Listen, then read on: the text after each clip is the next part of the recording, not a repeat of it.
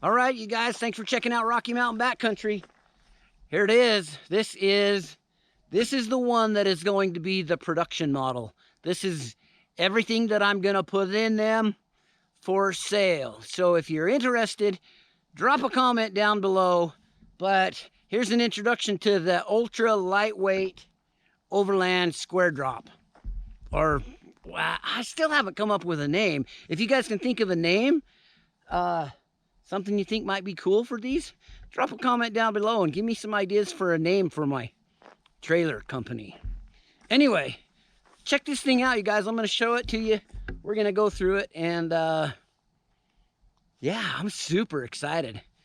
This thing's just turned out awesome, so check it out. So you've seen the suspension and everything in some other videos. We got the coilovers. We got DOM tubing on here, and the Monroe shocks with the coilovers, the 250-pound coilovers on each side. Normally we have a 4-lug wheel on there, but I got adapters to fit a Can-Am, so the adapters can be changed to fit different stuff. We can also put a hub on there that's like a 5-on-4.5 for a Jeep pattern. The tongue box here, you can see I get those from Tractor Supply. I put a shore power in this one, so shut that up. Check this out. The other thing that I'm really super happy about on this, I built for the Renogy 1000 watt inverter, and we have the mid-tech power converter, so you can plug it into shore power. Everything's routed and tied down nice and clean. We got a junction boxes over here, and then just the 2 lines that come to the batteries. So super slick in there. There's an extra strap here for a second battery if somebody wanted to add a second battery. We've got a light here for the tongue box, and all of the wires are put in a wire loom. Everything's kept nice and clean. So I am super stoked about that. Upgraded the tongue jack. We got 2 wheels on there. It's a little bit tighter, doesn't rattle, doesn't wiggle and fold. The other ones weren't that great. So that's an upgrade there. This one also has 2 doors. Here is another upgrade that I really like, you guys. Look at this interior. That paneling on the interior just turned out sweet. I'm gonna go over to the other side and open up the other door too. So RV doors and locks. So they're super slick. But check that out. That interior, this white and black turned out really good. On this one, we took and we cleaned up the edges of the doors. You can see the edge. It's all caulked and clean, and we got the carpet inside the cabinet down here. And you can see the 110 outlet up there. It's got 2 USB-Cs and 2 USB-As. So you're set up for 110 power. You're set up here for USB and 12-volt power here. Open that up. There you go. There's regular power, and then 5-volt, 2.1 amp USB-As. So charging phones and cameras and all that good stuff. We have the 6-speed reversible fan. Listen to how quiet this thing is. This is so nice. What? Just a little white noise for sleeping at night. Blow some air in for some circulation. Anyway, super cool. I really like that.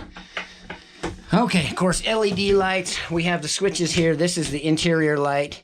This is the driver's side lights on the outside. And this is the passenger side outside lights right here. There's 2 of those. And super easy to just reach in and hit those from either side. Diesel heater port on the inside. Here's that port on the outside. It is the Valterra ports. They just go in there like that. Holds nice and tight. This new design with the slanted roof, that's how they're gonna be. It eliminated a leak point, but I seal everything up nice and tight so there's no leaks there. The last trailer that I sold, it developed some leaks on that, but I sealed it and it's all good now. However, with this new slanted design, gives me an opportunity to eliminate that one leak point. And I think it looks a little sleeker too. Maybe it'll save some fuel mileage, whatnot. I don't know. Anyway, good stuff, guys. Solar panel. We got 100 watts of solar on the roof, and you can see this waterproof inlet right here. Lets the solar come into the back. And so here's the back cupboard right here. That's the 110 that goes to the inside. And then this is the cord. You can see I've got it tied down and all strapped down nice and tight so it doesn't cause any issues.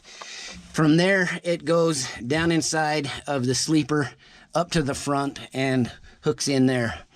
So here is the solar charge controller. Here's the fuse panel.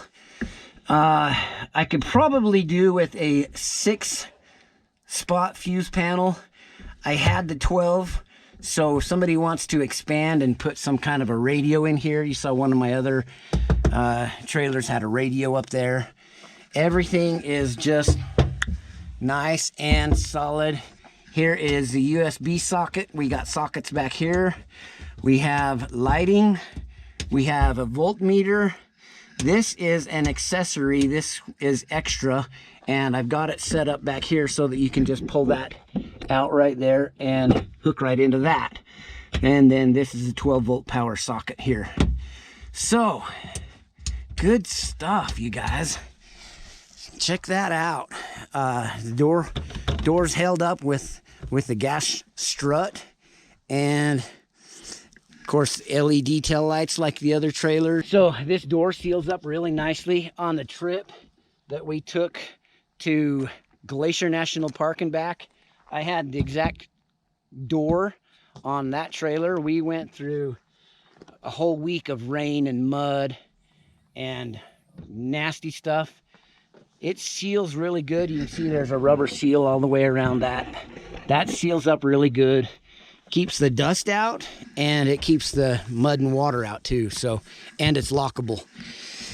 Let's see what else, you guys. Also, you guys, check this out.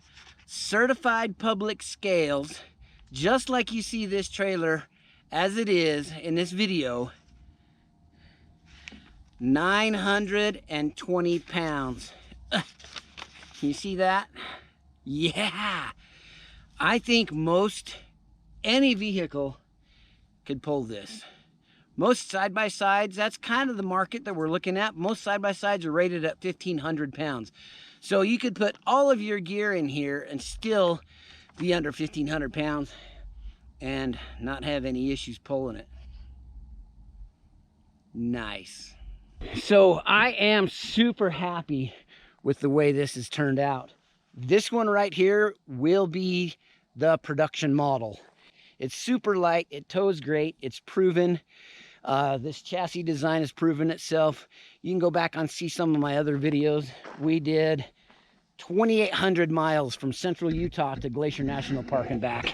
And that's the setup that did it, you guys. A couple of minor tweaks that we did to this one to improve it, and I think that we have a final product here that I am super stoked with. Of course, you can do white on the outside, or you can do black on the outside. And I'm torn because this white with the black accents really looks good. In fact, I was thinking that I might want a white one and do a white wrap on my side-by-side, but I really like the black too. So Anyway, you guys, thanks for checking out Rocky Mountain Backcountry. If you made it this far, thank you. If you're already subscribed, thank you. If you're not, please subscribe. Like this video. Share this trailer with your friends, your buddies. I think that I am going to do a website here really quick. I'll let you guys know when that website's up. But anyway, yeah, looks good, you guys. Thanks for checking out Rocky Mountain Backcountry. We'll catch you on the next one.